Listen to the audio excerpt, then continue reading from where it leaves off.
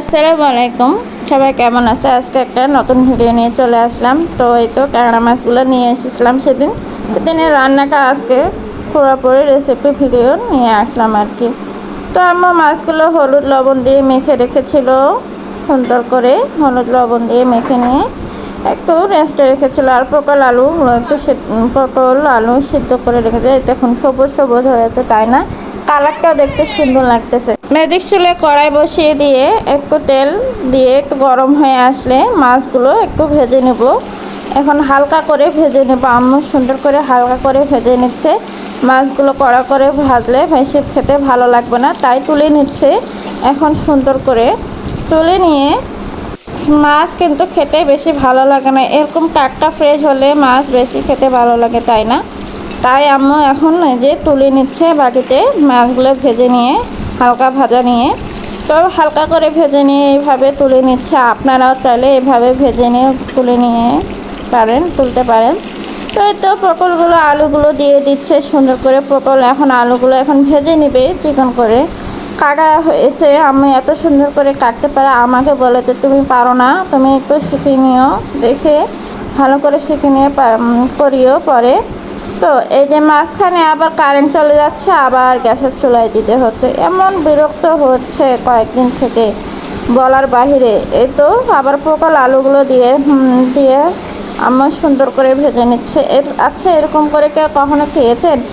আর আম্মু এই তরকারিটা সুন্দর করে রান্না করেছিল, এত সুন্দর করে রান্না খেতে ইচ্ছা করতেছিল আরও পরে।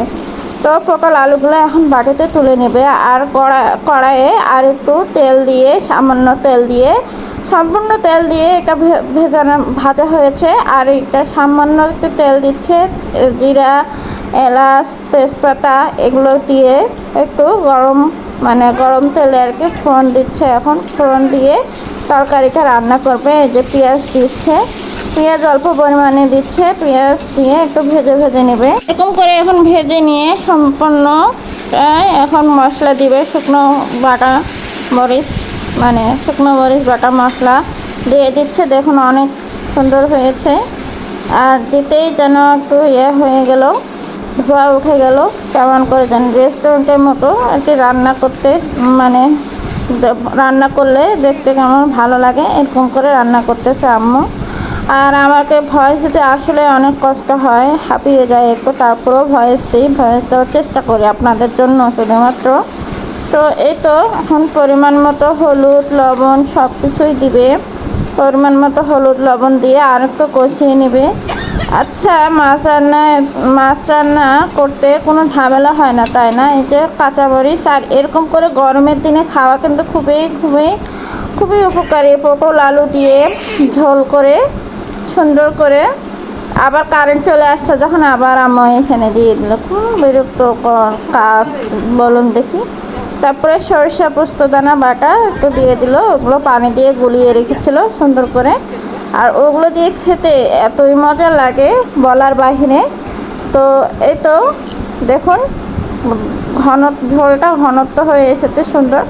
আর একটু লবণ দিয়ে দিল, লবণটা একটু কম হয়েছিল, লবণটা দিয়ে দিল। আর আপনারা কি বলবো, আপনারা মাঝে মধ্যে আমাকে ভালোবাসা দেন ঠিকই, আর মাঝে মধ্যে কোথায় যান বলতে পারি না।